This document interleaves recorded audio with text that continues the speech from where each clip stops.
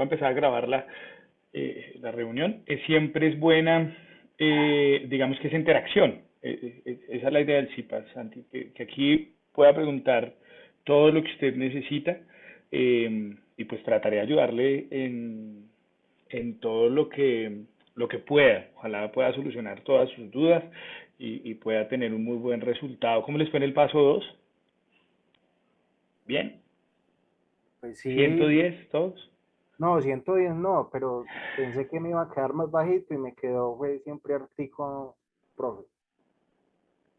Ok, ¿por qué pensaba que le iba a quedar más bajito, Santi?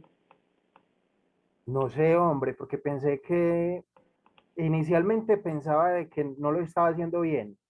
Y cuando cuando me empezaron en las calificaciones a decir los puntos que en sí me faltaban, entonces dije, no lo hice ni tan mal. Digamos que yo siento que a veces se complican mucho.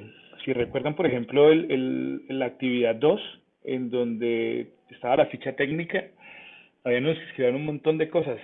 Cuando les decían cuál es la unidad de estadística, y eran dos párrafos llenos de información.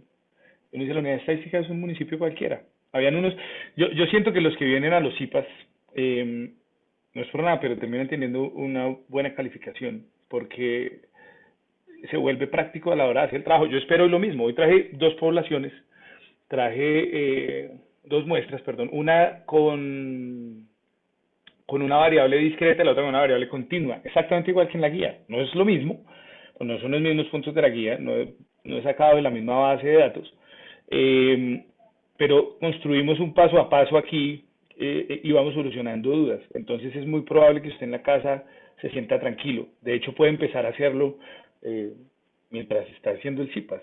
¿Sí? Es decir, o puede abrir su trabajo y preguntar de acuerdo a la información que ahí tiene. Bueno, no siendo más, ahí hice un poquito también de mañita para ver si entraba alguien, pero bueno. Qué Esto es pena, lo... lo van a dejar grabado este Zipas, ojalá. Sí, señor, creo que ya se está grabando. ¿No les avisó ahí Zoom como de Ah, sí, sí, que ya sí vi, les ya dijo veo. que la Ah, grabación ya está en progreso?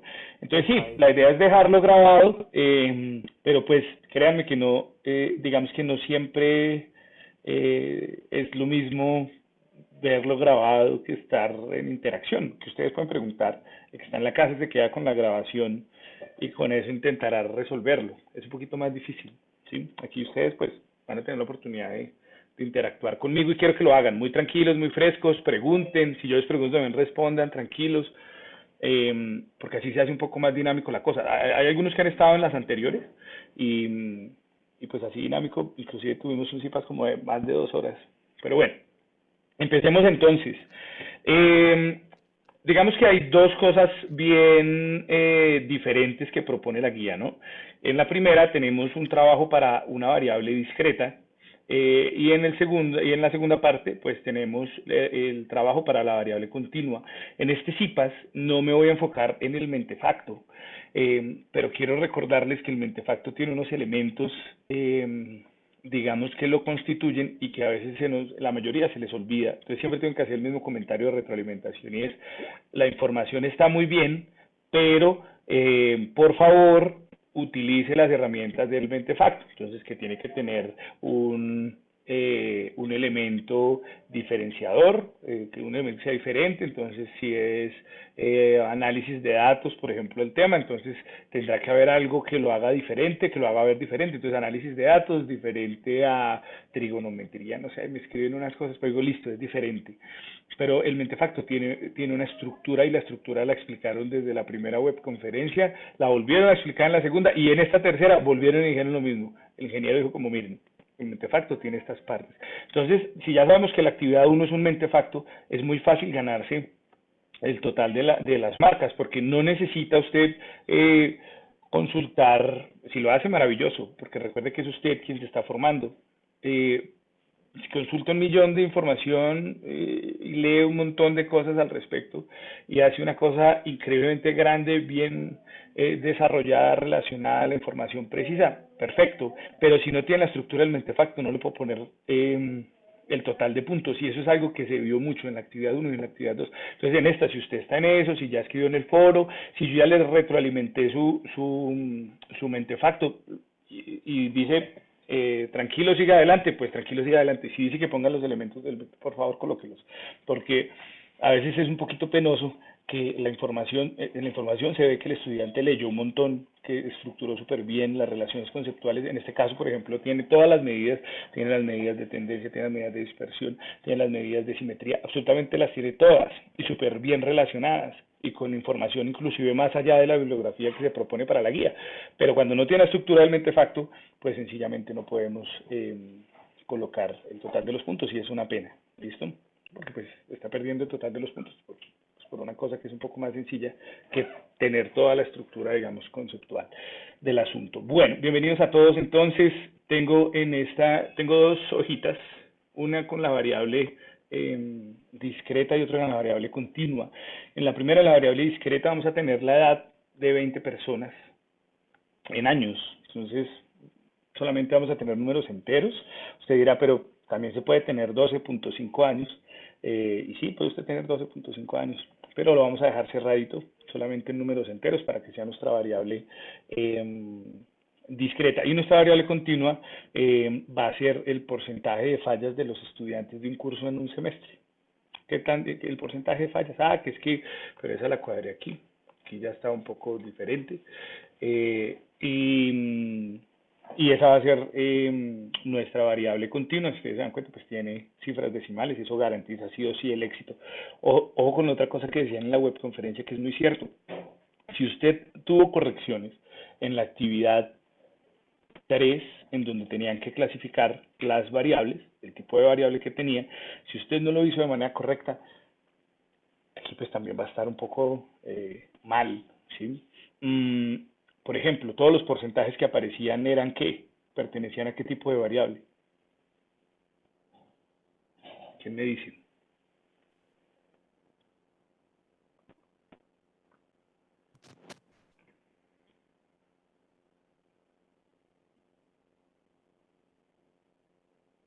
Todos los porcentajes pertenecían a las variables continuas, ¿listo?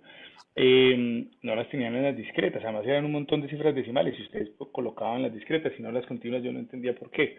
Pilas, usted puede utilizar aquí, por ejemplo, entonces un tipo de porcentaje es, y estaría bien, ¿listo? Recuerde que usted tiene que escogerlo, recuerde que tiene que ponerlo en el foro, yo eso no lo retroalimento mucho, es como, tutor, voy a colocar mi variable continua va a ser esta, mi discreta va a ser la otra, listo. Algunas veces le escribo listo, perfecto, quedo atento, en otras solamente estoy como retroalimentando como el desarrollo ya del trabajo, de las actividades. Pero está bien que lo escriban, porque igual yo también me baso en eso para calificar. Listo. Aquí he puesto como una tabla muy sencilla, a manera de ejemplo, para que usted intente de alguna manera seguirla. Es decir, que usted pueda mirar esta tabla y decir, así voy a construir mi trabajo. Nos vamos a basar únicamente en Excel. Si alguno necesita o lo está haciendo en la aplicación que se sugiere, eso lo voy a estar haciendo en el siguiente CIPAS. En este solamente nos vamos a basar en el Excel. ¿Listo? Ojo, otra cosa, mi Excel está en inglés. Entonces habrán unas cosas que van a cambiar un poco, pero realmente son muy poquitas. Y si usted tiene Excel en español, las otras, digamos, se pueden inferir fácilmente. Esto no tiene nada del otro mundo. Entonces voy a empezar. Voy a empezar primero con la construcción de esta tabla. ¿Listo? Luego voy a construir las frecuencias y luego voy a desarrollar los 3 gráficos que se están pidiendo desde la webconferencia. Algunos solamente están colocando el histograma, pero realmente los otros dos son muy sencillos. Se van a demorar 10 segundos más en hacerlos y pues va a quedar bastante completo el trabajo. Entonces, lo primero que voy a hacer es definir la cantidad de elementos que tiene mi población. ¿Listo? En este caso mi población tiene 20. Usted lo puede escribir, dice, sabe que tengo 20, pero pues cuando son tantos elementos, ¿cierto? Se utiliza una herramienta que consiste en seleccionarlos todos. Si usted se da cuenta, aquí me van a ir apareciendo las formulitas. En español pues sale contar, ¿no? Y uno le da igual, contar, y selecciona absolutamente todos los elementos que tiene en la muestra y ya obtiene de esa manera la cantidad de datos. En este caso, pues me muestra que son 20. ¿Hasta ahí alguna duda o eso lo saben hacer perfectamente? Si lo van haciendo, como les digo, en sus trabajos, es muy bueno. Luego está el elemento, digamos, dentro de la población, ¿cuál es el elemento mayor o el máximo? En este caso, pues tenemos 16. Quiere decir que de las personas encuestadas, si fue una encuesta, el instrumento de recolección de los datos, 16 años tiene la persona de más edad. Y el de menos es de 10. Esto también tiene unas ecuaciones. Estas son iguales en español y en inglés. Entonces ustedes colocan igual en la casilla cuando estén construyendo su tablita. Uy, espera. Cuando estén construyendo su tablita le van a dar igual, máximo y ponen el intervalo. Si ustedes se dan cuenta, los dos puntos en Excel funcionan algo así como si fuera un hasta. Tengo ahí... Bueno, sí, en eso tienes razón, Wilmer, sí. Uno pide la ojiva, la pusieron en la webconferencia, por eso la traje, por si alguno, eh, digamos, tuvo algún problema a la hora de seguir la webconferencia, pero pues, si no está la guía, digamos, no importa. Pero pues, si ustedes me preguntan, es también un elemento que se van a demorar 5 segundos más en Profe, hacerlo disculpa. y no hay problema. José David. Eh, y los que utilizamos el programa de info, no sé qué, el otro, el externo, y hicimos la tabla de frecuencia para la variable continua, no hay problema, podemos utilizarla. Otra vez, si estás utilizando el otro programa, me repites, no te entendí muy bien. Sí, el otro programa es Input, el que nos daban ahí para hacer Sí. la tabla de frecuencia, no hay problema. Si utilizamos esa tabla, le tomamos captura y la subimos a... Sí, no hay ningún problema. De hecho, ya estuve viendo unos trabajos, de hecho, en algunas retroalimentaciones he encontrado que hacen precisamente eso. Toman el pantallazo y lo van montando en un Word y luego sacan el PDF y lo presentan así. Ajá. Entonces no hay ningún problema. Si es más práctico así, perfecto. Yo, ¿qué les puedo decir desde mi apreciación? El programa es muy bueno, es muy práctico, eh, pero yo soy como más de los que creen que Excel es una herramienta increíble, que uno todo el día, todos los días aprende a manejarla. De hecho, a mí me cuesta tenerlo en inglés, por ejemplo, me cuesta un montón, porque la mayoría de información, por ejemplo, la encuentra uno en español y tratar de crear los códigos no es sencillo. Entonces es una herramienta como que siempre exige como estar actualizándose y pues qué bueno que usted cada vez aprenda más sobre ella. Además, usted como ingeniero creo que la va a utilizar un montón, no solamente para estadísticas, sino para muchas otras cosas, otras asignaturas, proyectos, modelos. eh, y digamos que entre más destreza tenga puede ser mejor. Pero si usted lo está haciendo en la aplicación, perfecto. Como les decía, va a haber otros IPAs en donde hable de la aplicación. ¿Listo? Hoy nos vamos a dedicar única y exclusivamente a esta herramienta. Y sí, contestando en el chat, Wilmer, es muy buena idea pues, incluirlo. O sea, eso no sobra, son 5 segundos, ya vamos a ver que no se demora uno mucho. Bueno, entonces tengo mi elemento máximo y mi elemento mínimo, de valor máximo y de valor mínimo. He visto que en videos, por ejemplo, aparece la nomenclatura diferente. A veces sale una N minúscula, a veces sale una mayúscula. No se confunda con eso. Que usted lo tenga claro y sepa que es un elemento máximo y que es un elemento mínimo, no importa. Aquí coloqué exactamente los nombres que deben tener. Porque a veces aparece una H con una I, a veces aparece una J con una I. Es decir, salen unos símbolos para las variables, digamos, que van cambiando. Pero el nombre es el mismo. ¿Listo? El concepto, digamos, estadístico es el mismo. Bueno, luego están las medidas de tendencia central, moda mediana y media o promedio. Y pues muy sencillo, lo que usted va a hacer, por ejemplo, cuando tiene el Excel en español, usted le da aquí en la casillita, le da igual, ¿cierto? Va a hacerlo aquí abajo, usted le da igual. ¿Y cuál es la que quiere aplicar? En este caso, en inglés, es esta, pero en español le va a aparecer moda. Le va a dar ahí y pues luego le está diciendo que seleccione la población a la que le va a calcular la moda. Cuando usted la selecciona toda y le da enter, pues aparece la moda. Construir esta tablita es muy sencillo. Luego tiene usted la media, ¿cierto? Eh, lo mismo, en este caso en inglés, pues es average o promedio. Usted sabe que la media y el promedio, pues al final son lo mismo. Y pues en español le va a aparecer aquí media, usted va a colocar media y va a colocar lo mismo, desde A2, que es esta celda, hasta A21. Esto siempre nos aparece de la misma manera. Sí, Felipe. Buenas noches, profe. Doctor, una pregunta. Por ejemplo, para la media, ahí haciendo pues el ejercicio, veo que me sale media acotada, media geométrica. ¿Es lo mismo emplear esa fórmula o emplearla de media solamente? Las otras tienen algunas variaciones. Estas de aquí siempre han tenido algunas variaciones. Por ejemplo, cuando uno calcula la varianza también tiene variaciones. Si uno calcula la desviación estándar o típica, tiene unas variaciones. ¿Qué les aconsejo? Por ejemplo, si yo voy a colocar la media, entonces voy a colocar, bueno, el promedio sí es un poco más sencillo, porque esperemos a ver qué me aparece. Mira, el promedio sí no tiene muchas, pero sí, por ejemplo, colocamos la mediana, perdón. Si colocamos la mediana, miremosla a ver, también aparece solo una. Miremos la moda. Bueno, mira, aquí sí me aparecen otras, por ejemplo. Entonces dice, mire, estas son las funciones que ella tiene. Eh, las funciones con compatibilidad, la que yo estoy utilizando, y la más reciente es esa. Entonces, por lo general, esta que aparece sin nada más es la que debe utilizar, la más básica, la más sencilla de todas. En las otras a veces no cambia, porque a veces, por ejemplo, si yo cojo esta, me puede dar lo mismo que esta. Y de eso me di cuenta cuando estaba construyendo la tabla, porque además fue por un error que me di cuenta que a veces puede dar lo mismo, eh, pero no se garantiza que siempre sea así. Y si obtiene un valor distinto, pues estaría cayendo en un error. Entonces, por lo general, la más sencilla siempre aparece de últimas, la básica, la que usted va a utilizar. ¿Sí? Ok, muchas gracias. Listo, Felipe. Y así entonces tendríamos las tres. Lo que le digo, aquí me aparece en inglés, pero pues le va cambiando. A usted le va a aparecer aquí mediana, aquí le va a aparecer media o promedio, y aquí le va a aparecer moda. Ya en las medidas de dispersión, digamos que son muy relevantes.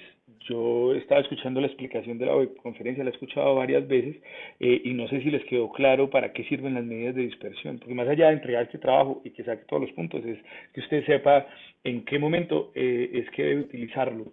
¿Conocen ustedes para qué sirven las medidas de dispersión? Por ejemplo, ¿cuál es la desviación típica o la desviación estándar? ¿Para qué me sirve? ¿Qué me muestra? ¿Alguno puede responder?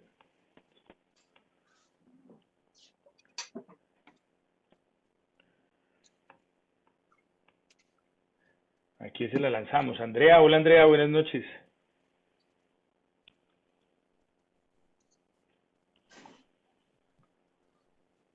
O de pronto, no Buenas sé, Camilo. tardes. ¿Cómo está? Buenas tardes, Camilo. Bien, bien, profe, el link del Skype no sirve. Toca entrar directamente por la plataforma. El link, el que puse en el Skype para... Ah, de pronto es eso lo que me estaban escribiendo hace un momento, por ahí sonó el Skype. Sí, señor, Puede solo El ser. código, profe. está sirviendo directamente, es el de entrando a la plataforma virtual de la UNAD. Ok, o sea, que dejen el foro. Sí, señor, correcto, es el que está sirviendo. Ok, lo voy a copiar y lo voy a poner otra vez. Gracias por la información. Listo, profe. Voy a colocarlo aquí. Voy a copiarlo y voy a ponerlo otra vez a ver qué pasa. A ver. Ah, pero creo que necesito dejar de compartir la pantalla. Tengo una preguntita, qué pena, hombre. Sí, señor, tranquilo. Este ejemplo que vos estás haciendo está derivado a las medidas de tendencia central, ¿cierto? Sí, señor. Listo. No era nada más eso, para precisar y no embolatarme. Muchas gracias. Sí, sí, es que si te das... ¿están viendo el Excel ya? Sí, Sí, sí, sí. listo. Sí, claro, digamos, en la tablita lo que yo he tratado de colocar en la tablita lo que yo he tratado de colocar es precisamente eso, como poderlas separar, como aparecen en la guía, como apareció en la webconferencia, que usted al final, por ejemplo, las medidas de asimetría, puede hablar de esas medidas de asimetría en las conclusiones. Digamos que es muy importante al final tener herramientas para poder hacer las conclusiones. Por eso pregunto lo de la varianza y lo de la desviación típica o la desviación estándar, porque no solamente, digamos, sacar la desviación estándar es muy fácil, si usted se da cuenta, pues está la ecuación, pero al final es cómo usted interpreta esa información para poder dar respuesta al análisis, ¿sí? Para poder realizar conclusiones bien fundamentadas y bien argumentadas. Es ahí donde uno se da cuenta, por ejemplo, que el estudiante sí logró cierto nivel de conceptualización importante, ¿sí? Porque pues la ecuación al final, cuando usted, si se lo olvidó en 3 días y lo va a volver a hacer, usted va a poner la grabación de esta webconferencia y ah, cierto que el profe dijo que se colocaba tal ecuación, y ya. Pero la idea es que sepa interpretarlo. Entonces voy a pasar a las medidas de dispersión. El rango, ¿cómo obtenemos el rango? Pues el rango es muy sencillo. Aquí en la ecuación está. Voy a colocar la C24. Si usted se da cuenta, la C24 en este caso es el mínimo, el máximo, y le voy a restar el dato mínimo. En este caso me dice que el rango son 6 años, ¿sí? Es decir, entre qué y qué se va a mover mi población. De eso se trata el rango.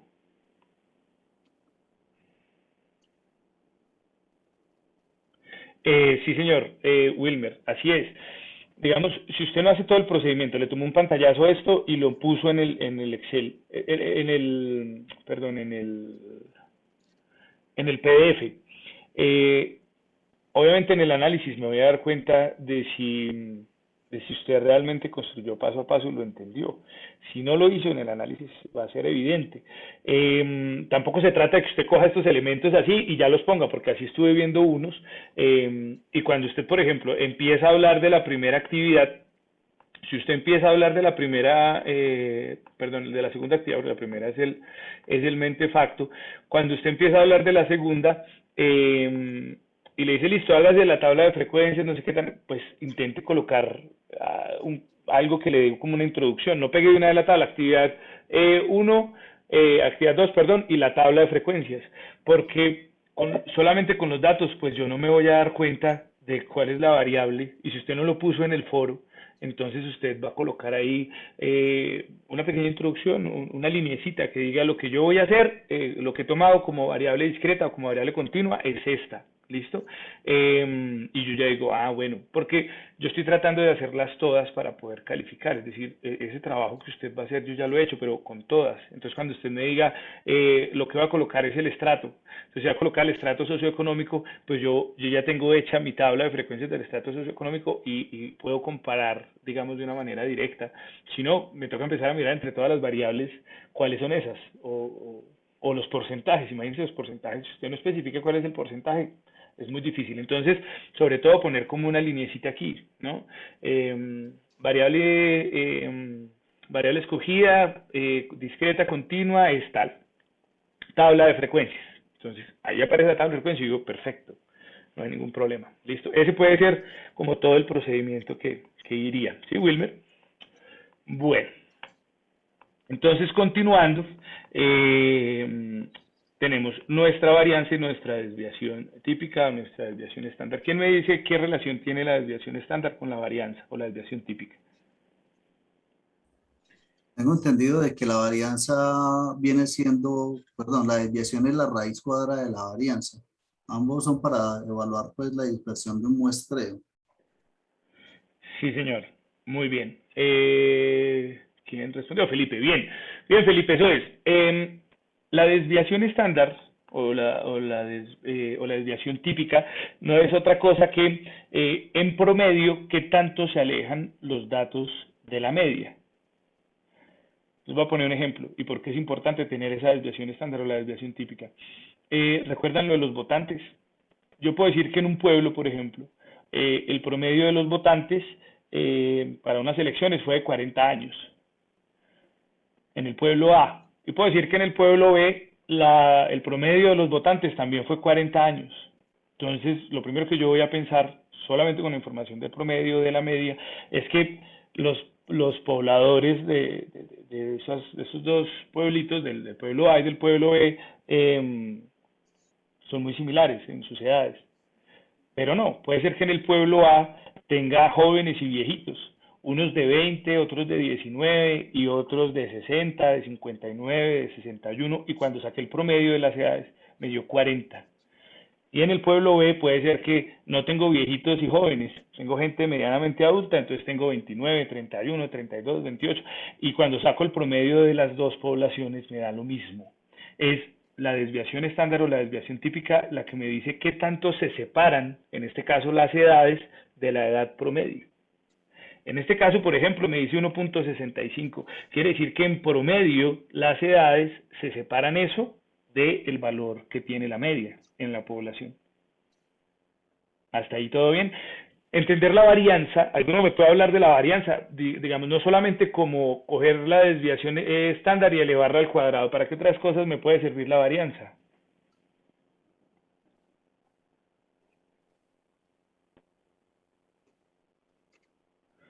Hay algo muy interesante, es que la varianza, por ejemplo, también le va a decir usted hasta dónde podría, por ejemplo, llegar a variar la población si usted tuviera una muestra más amplia. Si usted tiene una muestra más amplia, la varianza le ayuda a proyectar a usted qué tanto van a ir cambiando los datos que usted va a encontrar. Es otra de las como de las herramientas que se pueden sacar de la varianza. Esas ideas las pueden tomar para las conclusiones y para el análisis, como les digo. Sobre todo la de la desviación estándar es súper clave. Digamos, yo esperaría que hagan un trabajo muy preciso con eso. Aquí, lo que les acabo de decir, si este fuera mi trabajo y de aquí tengo que sacar una conclusión, yo digo, la desviación estándar es pequeña, porque solamente es de 1.6, o que quiere decir que no cambia mucho la edad. En promedio, la edad de los participantes en la encuesta se aleja de la media en 1.6 años.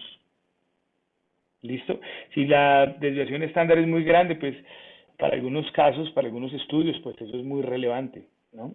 Siempre se esperan, además, desviaciones estándar pequeñas. Buenas, profe. ¿Cómo está con Raúl? Hola Raúl, ¿cómo va todo?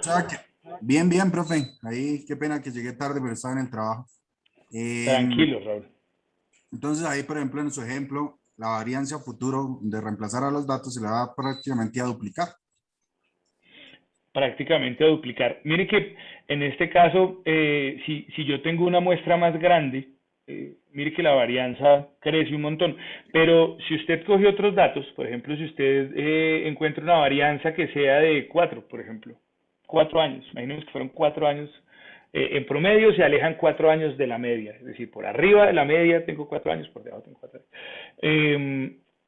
Ahí cuando usted saque la varianza le va a dar 16, lo que quiere decir que va a ser muchísimo más grande. Aquí estamos súper bien en ese desarrollo. Uno podría decir que aunque la población crezca, no va a cambiar mucho, aunque la muestra crezca, no va a cambiar mucho, digamos, en cuanto a la edad. Las personas encuestadas no van a cambiar mucho, pero en este caso que le doy, por ejemplo, de tener un número como el 4, va a ir cambiando un montón. Entonces, es muy bueno siempre tener, por eso te digo, es muy bueno y un poquito más preciso tener desviaciones pequeñas, porque van a permitir tener también varianzas pequeñas, ¿sí? Cuando son así, números muy grandes, la varianza es terrible, porque le va a decir, si usted aumentara su población, si aumentara su muestra, tendría datos muy dispersos, ¿listo? Por eso, aquello de la medida de dispersión. Sí, buenas noches. Hola, profe. Una pregunta. ¿Cuál sería el rango para decir que una varianza o desviación son bajitos o altos? O sea, de decir de 0 a qué número para tener en cuenta. Mira que si tú comparas el rango te está diciendo, mira, tengo 6 años entre el valor más alto y el valor más pequeñito. Cuando tú lo comparas con el valor más alto, mira que el valor más alto es 20. Perdón, el valor más alto es 16. Si te das cuenta, están bien cerquita. No tienes ningún dato que uno que pueda llamar como atípico. Un dato atípico es que en esa población salga una persona de 35 años, por ejemplo. Ese dato atípico va a hacer que todo esto cambie y va a cambiar un montón. En este caso no tenemos datos atípicos, todos se mueven en un rango muy pequeñito. Como se mueven en un rango muy pequeñito, uno espera esto también. Si te das cuenta, la varianza es la mitad del rango, un poquito menos de la mitad del rango, y la desviación típica viene siendo la mitad de la varianza.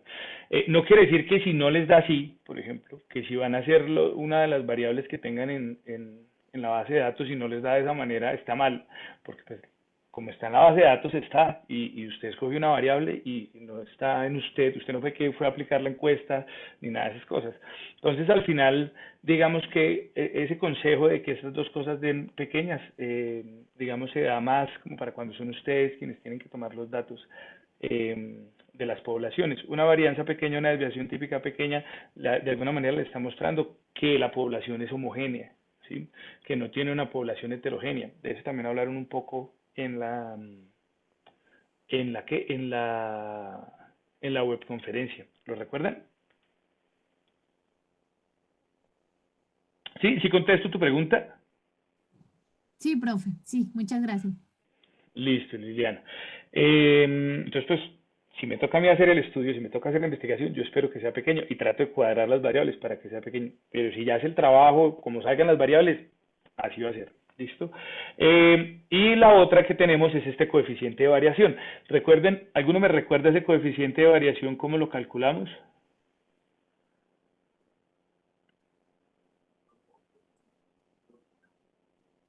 De desviación sobre media.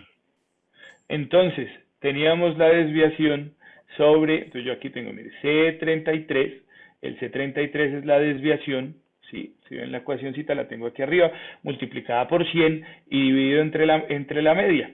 Entonces es, de alguna manera, ver qué tantas veces cabe la media dentro de la desviación o el porcentaje de desviación, porque lo multiplicamos por 100. En este caso da 12.72. Ahí, por ejemplo, usted debería aprovechar y sacar un muy buen análisis de eso, porque en la webconferencia le decían a usted, mire, de este numerito que sale aquí, usted puede también hablar, usted puede decir que es una distribución homogénea o puede decir que es una distribución heterogénea.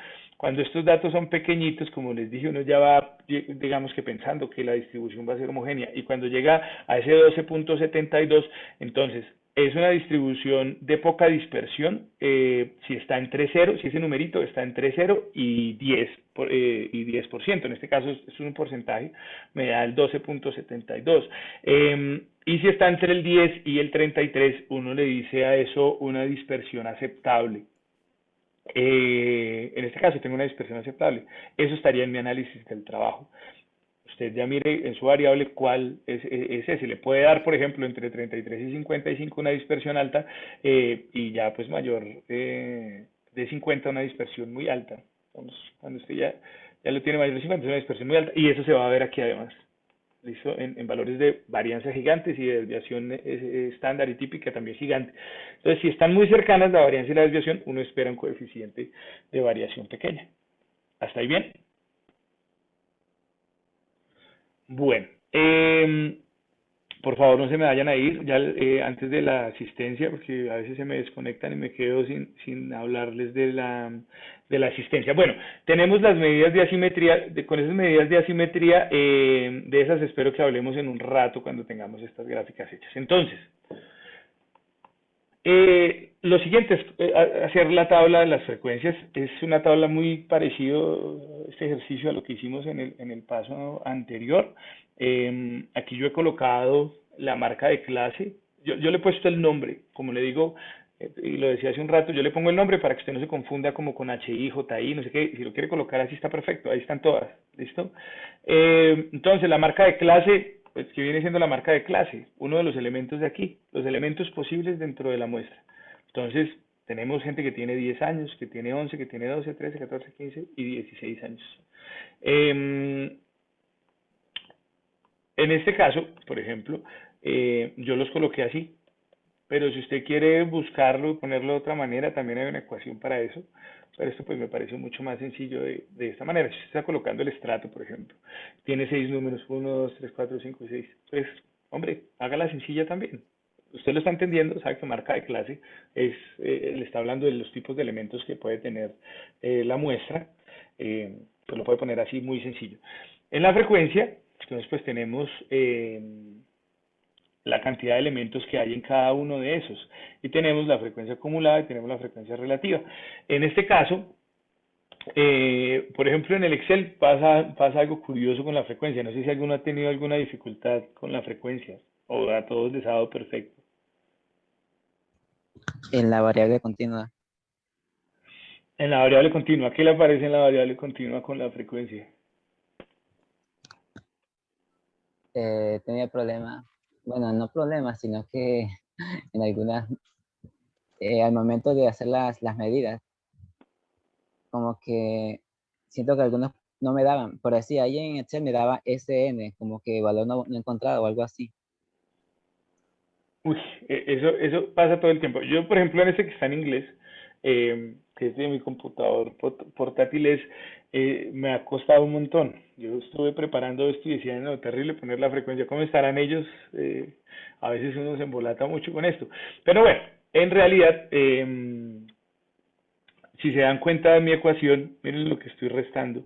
Estoy restando 26, G26 menos G25. Lo que yo hice fue coger la resta de este con este, del 12 con el 8. Es decir, cuando yo intenté sacar la frecuencia, que lo voy a hacer aquí abajo, me botó la frecuencia acumulada, no la frecuencia, digamos, específica. Y ahí tuve un problema. Por ejemplo, le voy a dar igual, imaginémonos que es aquí donde voy a construir la frecuencia. Entonces, en inglés me aparece así, listo, y me dice, tome los datos y luego escoja la marca de clase. Entonces, ¿de dónde voy a sacar los datos? Los voy a sacar de aquí. Perfecto. ¿Y cuáles son las marcas de clase? Pues entonces yo le doy punto y coma y ahí ya me muestra que voy a encontrar, si lo ven, sale como con negrilla, como con resaltado, y entonces yo digo, listo, mire, estos son las marcas de clase, y aquí me dice desde E24 hasta E30, perfecto. Entonces yo le doy ahí, esto mismo hice aquí, perdón, y cuando los estaba arrastrando, me di cuenta que me empezaron a salir estos números, y entonces yo empecé a decir, bueno, pero voy a buscar cuántos de esos muchachos tenían 11 años y Pero ahí encontré que la era marca uno de solo. clase sería solo una, profe. Claro, entonces yo dije, eso también lo hice, Raúl. Entonces yo dije, voy a coger la marca de clase. Entonces aquí voy a volver a coger, voy a hacerla, por ejemplo, en esta. Lo intenté de todas las maneras. Mire. Aquí voy a colocar la frecuencia, lo voy a coger para estos datos. Voy a colocar el punto y coma y lo voy a coger solamente para esta de aquí. Y cuando le doy enter, me vuelve a salir 3. Entonces yo ahí dije, me estoy enloqueciendo, o estoy contando mal y no estoy viendo, porque volví a hacer exactamente lo mismo. Si usted mira la ecuación, cogí la población de A2 hasta A21 y de 25 es la marca de clase, y de 25 en este caso, pues yo le estaba preguntando por cuántos de 11 él encuentra en esta población y me dice que encuentra 3. Cuando yo los busco era solamente 1. Entonces, Raúl, ¿a qué voy? Esto me pasa con este Excel que es para un tipo de computador Mac. Lo intenté hacer en el de escritorio y funciona perfectamente como pensamos todos que va a funcionar desde el comienzo y es como aparece acá. Pero en este no. En este, cuando yo empecé a darle hacia abajo, digamos, corriendo los números, lo que me está mostrando es una frecuencia acumulada. Entonces lo que me está diciendo es, mire, como obviamente después me di cuenta, lo interpreté, dije lo que me está saliendo es una frecuencia acumulada. Me está diciendo que hay 2 que tienen 10 años, pero este 3 lo que me está diciendo es que tengo 1 de 11 años y que cuando los acumulo, de ahí ya saqué el 3. Que tengo 5 de 12 años, y cuando me puse a mirar es así, de hecho la moda es 12, es el que más se repite. Cuando tengo 5 de 12 años, entonces ahora ya tengo 8. Tengo 4 de 13 años, entonces tengo 12, y así sucesivamente hasta que completé los 20. Así que para calcular mi frecuencia lo único que hice fue empezar a restar uno del anterior, este de este y así sucesivamente. Les cuento esto porque, por ejemplo, esta versión de Excel que yo tengo para este computador que es un Mac viene con eso. El ingeniero que dio la webconferencia, no sé si lo recuerdan, dio un truco de darle Shift, Control y Enter para que esto funcionara muy bien. Si su Excel, apúntelo por ahí, por si lo olvido, si su Excel es para Windows. No va a tener este problema que tengo yo. Por eso, aquí solamente me aparecen restas en la ecuación. Luego viene la frecuencia relativa, que es muy sencilla, ustedes ya la hicieron, simplemente escoger el valor que ya tengo de la frecuencia y dividirlo entre n, que viene siendo este 23 que está aquí, este C23, y este C23 entonces lo que hago es ponerlo entre estos signos estos signos pesos. Esos signos pesos aparecen cuando usted da F4 y de alguna manera lo que está diciendo es que va a mantener estable en la letra C la celda 23. Para todo lo que usted va a arrastrar hacia abajo. Si yo no lo coloco entre esos signos pesos, pues esto me va a ir cambiando. Eso es fijarla. Eso es fijarla, Raúl, muy bien, ese es el término. Entonces, si yo no la fijo, voy a encontrar, digamos, un montón de errores luego de eso. Venga, le digo, Sí, profe, una cosa, perdón. sí, señor. Eso lo dice usted para Mac, o sea, ahí en ese le está botando, lo hace con el comando frecuencia, porque yo, por ejemplo, para frecuencia absoluta lo hice con el comando contar, ¿sí? Sí, en este se hace con ese de frecuencia. Es que O al sea, es lo comienzo les mismo, decía, sí. claro, es lo mismo. Lo que pasa es que aquí está en inglés y yo dije como, y me metí, consulté, y para construir el CIPAS yo dije, lo voy a hacer en este computador, pues con este que es con el que trabajo, y me encontré con eso del Mac. Por eso les digo, si alguno llegara a tener algún problema, incluso me puede consultar y buscamos la manera de poderlo solucionar. Pues no es que sea el súper hábil en Excel, pero a lo que voy es siempre nos vamos a encontrar con alguna cosa que no nos da, con un gráfico que no se muestra como el que pues, el profe mostró. Usted va a hacer su histograma y probablemente no lo va a ver así, sino le va a salir una sola línea o alguna cosa va a pasar. Es que Entonces, eso era lo que estaba viendo, que lo que había hecho ya como que no se parecía a lo que estaba explicando, pero no, sí, sí, es lo mismo. eso. Por ejemplo, esto del histograma, a mí no me sale aquí como le sale al ingeniero en la webconferencia. Y es normal. Entonces yo dije, bueno, si el hombre puso histograma, ya les voy a mostrar. Si yo pongo histograma, me parece una cosa loquísima que no es. Entonces me tocó buscar otro tipo de gráfico para ponerle como histograma. Entonces es como invitarlos a eso. Esto conceptualmente ustedes ya lo entendieron. Y me di cuenta, pues obviamente, de la actividad pasada. Entonces usted ya sabe que si usted suma todo esto, encuentra 1 y que si usted suma los porcentajes va a encontrar 100, eso ya ustedes lo hicieron en la tabla. Y esta frecuencia relativa acumulada también ya la conocen. Entonces es simplemente empezar a sumar con el anterior nuestras frecuencias relativas y darnos cuenta que al final va a tener 1 y que de 1 es perfecto y entonces están bien distribuidas en cada una de estas marcas de clase. Si usted va a hacer el histograma, por ejemplo, yo cogí estas dos, pero vamos a hacerlo como aparecía, el ingeniero lo hacía ver muy fácil y yo llegué y dije, listo, entonces yo también voy a coger estas dos y le voy a reinsertar y cuando le dé insertar, aquí de hecho hay una que me dice histograma. Yo dije, listo, mire, qué belleza esa vaina para Mac, me da un histograma y me bota eso. Entonces, él me los agrupa de una vez, de 10 a 14 y de 14 a 18, como si estuviéramos hablando no de la variable discreta, sino de la continua. Yo dije, eso no es un histograma.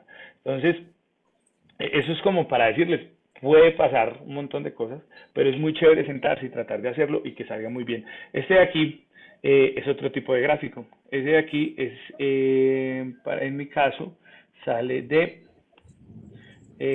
no sé si los están viendo todos, ahí se despliega, sí.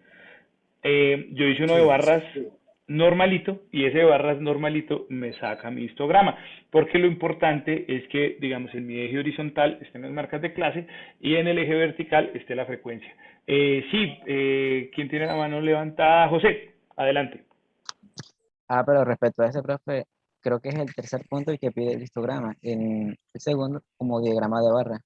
Por eso mismo, porque el histograma, por ejemplo, en el programa ese Info, lo utilizo y me dan solo para la variable continua. O sea, para el otro no le sale el histograma, para la discreta. No lo probé, pero es más práctico para... Para hacer el para histograma, sí. En eso tiene toda la razón, José.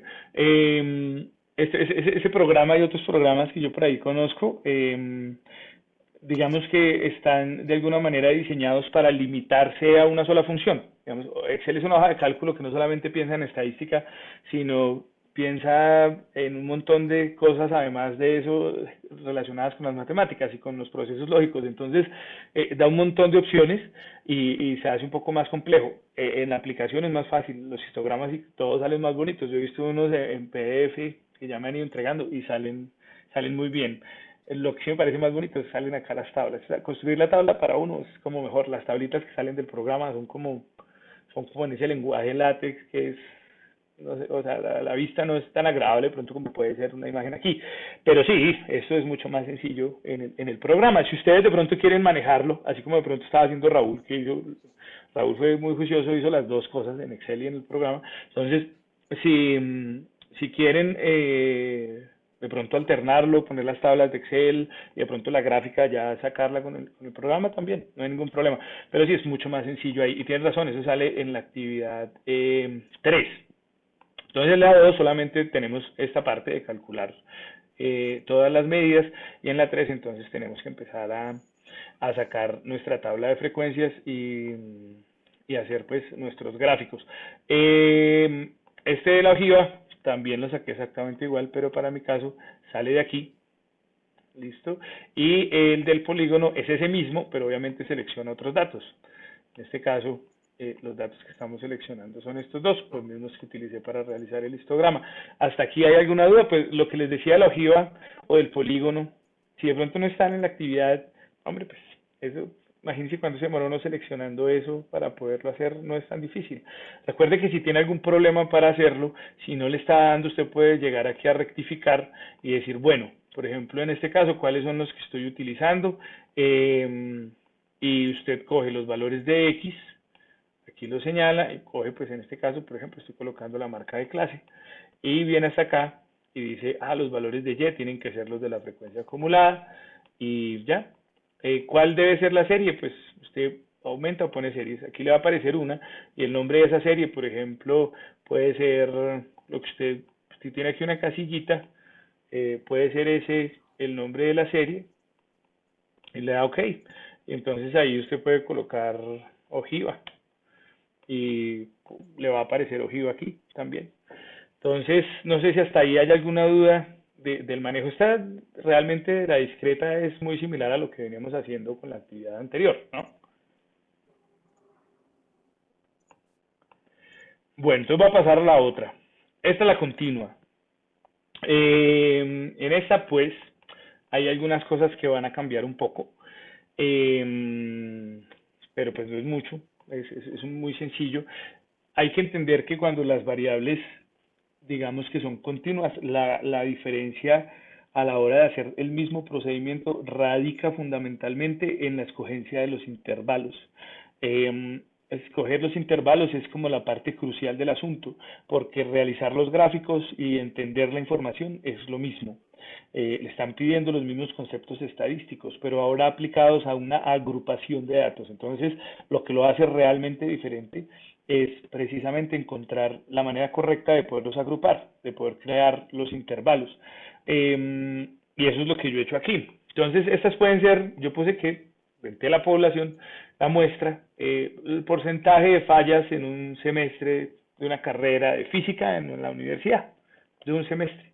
Entonces, no sé, está el que falló el 1.2%, mire, todos son muy juiciosos. El que más falló el 23.6%. Así me los inventé para el ejemplo. Entonces, en realidad tengo los mismos 20 datos. Recuerden, otra vez utilizo la misma variable, la misma ecuación de contar. En este caso, pues, como es en inglés, me aparece así. El máximo, el mínimo, esto ya lo expliqué para el anterior. Las medidas de tendencia central las sacamos exactamente igual y al final termina siendo muy similar. En este caso, si ustedes lo notan, la varianza y la desviación ya se separan un poco más. Quiere decir que en esas conclusiones, por ejemplo, para esta variable, en cuanto a las medidas de dispersión que vamos a encontrar, pues que la población ya tiene un nivel de dispersión diferente, es decir, le podemos dar una categoría. Mire, el coeficiente, vamos a ampliar un poquito esto de pronto. El coeficiente de variación que encuentro es del 58, en mi ejemplo. Como es del 58, quiere decir que esa es una dispersión muy alta, ¿sí? Eso debe estar en el análisis, por ejemplo. ¿Ibas a decir algo? ¿No? ¿Hasta ahí todo bien? Listo. Preguntas, dudas, sugerencias, reclamos, todo bien. Bueno, Una pregunta, profe. señor, Eh, ahí a la derecha el rango delta, el delta, eh, ¿cómo se saca ese rango? allá voy, Felipe. Entonces, Ok. esa es como la parte que es diferente. Si te das cuenta, esta parte es igualita. Esta tabla, de hecho, me la copié de ahí, es lo mismo. Pero aquí es donde está el elemento diferente, que es lo de establecer los rangos para poder ya empezar a desarrollar la tabla y graficar. Entonces, mira, Felipe, ya que lo propones, vamos a hablar de esto. El número de intervalos. ¿Cómo se saca el número de intervalos? Esta ecuación es la que usted va a aplicar y fue la que colocaron en la web conferencia. Es una ecuación, digamos, en estadística muy utilizada y muy común para poder establecer el tamaño de los rangos. Entonces uno dice, listo, tengo el dato máximo que es de 23, tengo el dato mínimo que es de 1.2, si se dan cuenta, los datos cambian un montón, pues por lo menos cambian mucho más que antes, por eso tenemos este coeficiente de variación. Entonces uno dice, listo, lo primero que va a hacer es pensar en cuántos intervalos voy a dividir esa población y para que me salga de una manera que sea medianamente uniforme. Es decir, no me los invento, no digo tengo 20 datos, el máximo es 23, el mínimo es 1.2, entonces los voy a colocar de 4 en 4, o de 5 en 5, o de 6 en 6. Listo, es ahí donde tiene que ser un poquito preciso. Y la ecuación que nosotros utilizamos es esta, 1 más 3,3 por el logaritmo, en este caso pues es un logaritmo de base 10, de la celda de 23. Mi celda de 23 es el total de la población. Entonces es muy sencillo. Eso me da 5.29 y ese 5.29, digamos que lo que se debe hacer es aproximar a la parte entera superior. Eso también lo explicaban en la web conferencia. Entonces, para acercarlo a la parte entera superior, pues usted lo puede ver de pronto muy sencillo. De 5.29, el superior es 6, pero si quiere utilizar la ecuación que dan en la web conferencia, pues entonces, en este caso, pues es entero. Esto cambia un poco en español, será entero de la celda anterior más 1. ¿Sí? Aunque pues fácil también, digamos, notarlo, darse cuenta de cuál es el número que va ahí. Luego viene la amplitud. Entonces, ¿cuál es la amplitud que deben tener esos intervalos? ¿Qué tan amplios deben ser? Entonces, el número de intervalos ya lo tengo, va a tener 6 intervalos para mi población. Vuelvo y repito que empieza en 1.2 y que termina en 23.6 y que tiene 20 datos. Ahora lo que tengo 6, ¿qué tan grandes? ¿Qué tan grandes? Que viene siendo la amplitud, es muy sencillo porque escoger el de 23, que es el número total de datos en mi caso, y dividirlo entre la cantidad de intervalos, que en este caso los que tengo son 6. Entonces 20 dividido 6, 3.33, y hay que hacer una aproximación a la parte entera, también para la amplitud. No puedo tener 3.33 como amplitud, hay que tener un número que sea entero. Entonces este también lo saco de la misma manera, o también lo puedo hacer abajo, decir 3.33, su parte superior entera es 4. Luego viene un segundo rango. Eso lo hace diferente al anterior, porque en el anterior con este rango ya decíamos, listo, restante límite superior o inferior, y tenemos el rango. Aquí la cosa cambia un poquito, y para este rango, lo que yo voy a hacer es coger B25, que en este caso es la parte superior, que es 6, y la voy a multiplicar por la parte entera de la amplitud. Entonces voy a multiplicar las dos partes enteras que voy a encontrar, el 6 y el 4. Les voy a contar una cosa. Este procedimiento, por si a alguno le llega a pasar, que no se vaya a confundir con eso. En este procedimiento, si usted, por ejemplo, en este caso, por ejemplo, el rango me da que es 24 y el delta de rango sale de restar el rango 2 con el rango 1, con el que yo ya tenía, que es este. Si el rango es muy pequeñito en el anterior, vamos a encontrar un delta de rango muy grande. Es decir, si aquí este rango, por ejemplo, si los valores fueran como los de aquí, que yo tenía un rango pequeño, ¿cierto? Si mi rango fuera el mismo, por ejemplo, fuera 6, y yo me encuentro con que el rango 2 es 24, el delta de rango me va a dar 18, entonces me va a dar un número súper grande. Recuerde que ese delta de rango es como lo que va a sobrar o lo que va a faltar en los límites de los rangos, entonces no puede ser 18. ¿Listo? Tengan mucho cuidado con eso. Si les está dando aquí un rango pequeño con un rango aquí 2 muy grande, porque el delta también les va a dar muy grande. Entonces, este delta de rango, por ejemplo, en este caso me va a dar 1.6. Eso quiere decir que es lo que va a sobrar en cada uno de los rangos. Y como decían en la webconferencia, yo puedo escoger la mitad antes, la mitad después. Por eso es que ponemos el delta de rango dividido entre 2. ¿Listo? Este de aquí no es solamente, no es sino la resta de los dos rangos. El que acabo de encontrar, que vuelvo y le repito, sale de multiplicar las dos partes enteras. ¿Alguna pregunta?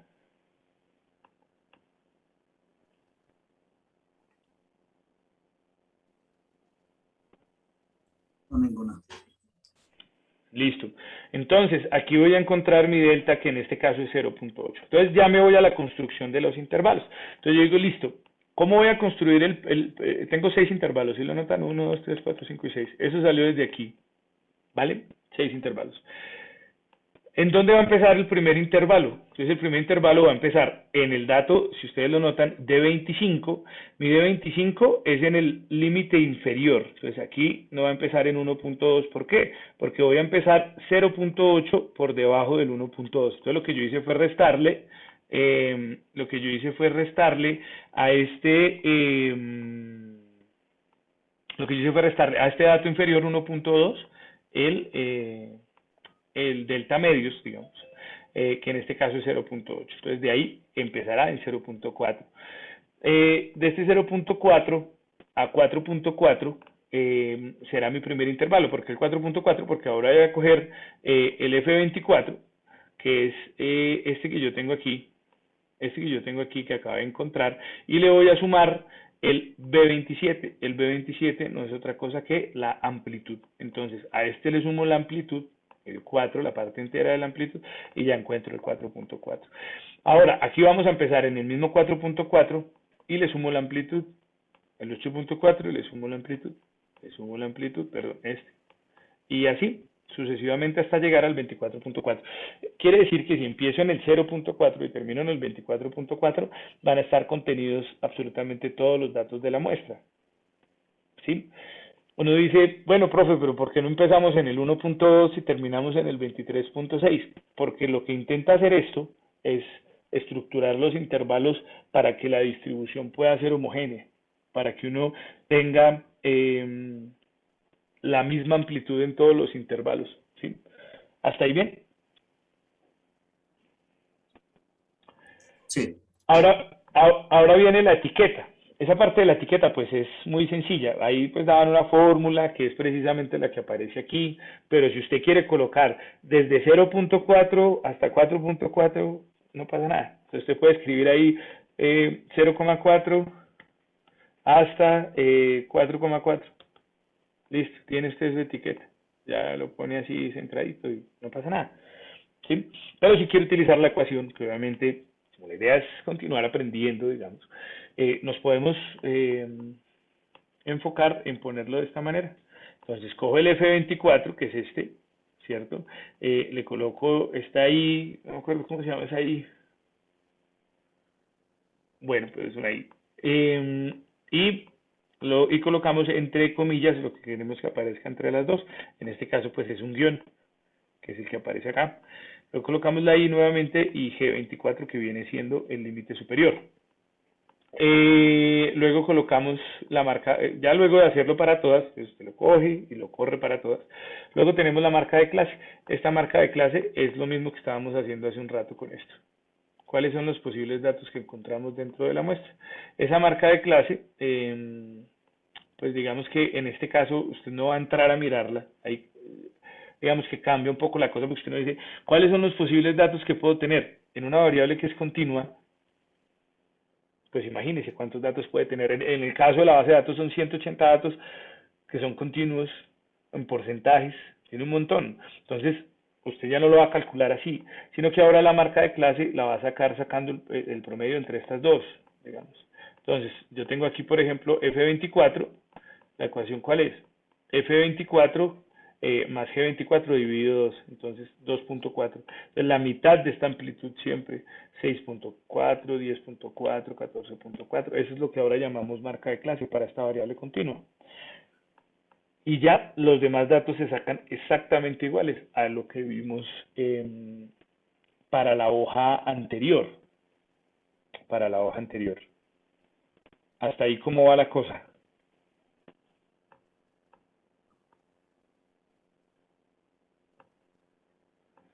¿Cómo la ven? Preguntas, dudas, los gráficos exactamente los mismos.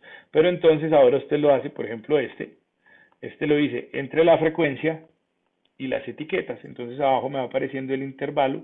Este intervalo me sale así de grandote, pues por una cosa ahí no, decimal, pero en realidad es 0.4. Y usted va sacando ahí sus etiquetas, le van apareciendo aquí, y le va sacando su frecuencia. Uno podría, por ejemplo, si uno ve esa curva de frecuencia que se está dando aquí, uno ya puede empezar en el análisis a incluir las curvas de asimetría.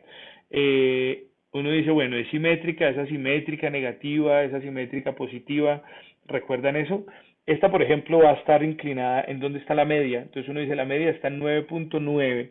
9.9 está en este intervalo, ¿cierto? Si aquí está la media, quiere decir que está corrida un poco hacia la izquierda. Lo de marcar la clase, sí, perdón, hasta ahora vi el mensaje. Lo de marcar la clase, José, es sencillo. Lo de marcar la clase es simplemente sacar el promedio entre el intervalo. Entonces lo que cojo es el 0.4, le sumo el 4.4 y lo divido entre 2. ¿Listo? ¿Hasta Profe, ahí ahí bien? puede mostrar, por ejemplo, la fórmula de la frecuencia acumulada. ¿Cómo saca ahí la frecuencia acumulada? Él la está asumiendo a G24, ¿no? G24 ahí en Eh, ese caso sería 4,4. Eso es otra cosa que se me olvidaba. La frecuencia acumulada la vamos a tomar con el límite superior de cada uno de los intervalos, porque le va a decir, bueno, ¿en dónde busco? Pero en la frecuencia usted tiene la oportunidad de colocarle entre esos dos o simplemente ir colocando, que es la manera más práctica, ir colocando el límite superior de cada intervalo. Ah, ok. Gracias. Listo, porque también puede colocarlo, pero realmente es sencillo colocar como hasta dónde. Entonces, lo que le estamos colocando aquí es como más hasta dónde va a medir, hasta el 4.4. Listo, aquí va a medir hasta el 8.4. Cuando usted empieza a correrlo, pues ya le mide desde el anterior hasta el 8.4, del anterior hasta el que usted le va colocando. Les decía que en este caso, digamos como yo tengo por aquí la media, ¿no? Y hacia acá se están acumulando la mayor parte de los datos, entonces yo tengo una curva simétrica positiva o negativa. ¿Recuerdan esa parte?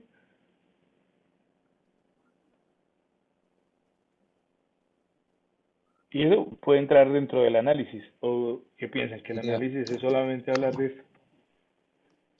Repite la pregunta, profe. La curva simétrica que sale de este gráfico, ¿cierto? ¿Es asimétrica negativa, es asimétrica positiva o es simétrica? Parece simétrica. Pero negativa, ¿no? Si es, recuerden que si Sería es simétrica, si, negativa. si uno dice que es simétrica es porque es perfecta.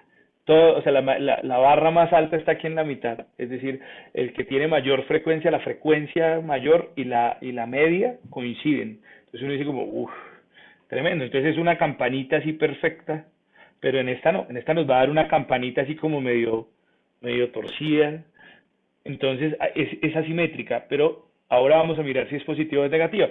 Si se inclina más hacia la izquierda de la media, es positiva. Uno esperaría que fuera negativa, pero es al revés, es positiva. Si de pronto se concentra un poco más aquí, que las barras más altas las tiene usted aquí, si la densidad, digamos, de la muestra está aquí, entonces vamos a tener una asimétrica negativa. ¿Hasta ahí bien? Profe, ¿y por qué sería positiva? Y miramos la de izquierda está un 0, y un número largo, pero es un 0. Sí. No, pues digamos que en realidad funciona al revés. Uno dice que esa simétrica positiva es por la carencia. Digamos, en este caso la carencia la tenemos hacia la parte derecha, no la acumulación de los datos, sino hacia donde se presenta la simetría. El problema está aquí, nos faltan datos aquí. Digamos, digamos al estar a la derecha, la carencia, es por eso que decimos que es positiva. Entonces no es por estar a la izquierda la acumulación de datos decimos que es negativa, sino por estar a la derecha de la media es que decimos que tiene una simetría negativa. Si está hacia la derecha la acumulación negativa, si está hacia la izquierda la acumulación y el déficit, digamos, de densidad de datos es positiva. ¿Sí, Liliana? O sea, funcionaría como al contrario de Ah, lo que la ya. lógica Vale, nos vale, puede vale. dar de inmediato. Pero ese tipo de comentarios en el análisis son lo que yo voy a entrar a buscar. Porque estos de aquí, entonces se convierten en las mismas reflexiones que teníamos de la actividad 2 y no se trata de que sea lo mismo, se trata de que cada vez tengamos más herramientas para el análisis, más herramientas para la reflexión. Entonces, aquí tenemos más herramientas, podemos hablar de la simetría, podemos hablar del coeficiente de variación. Si se dan cuenta, vamos ganando cada vez más conceptos para poder describir una muestra, que es el objetivo del curso. ¿Hasta aquí todo bien?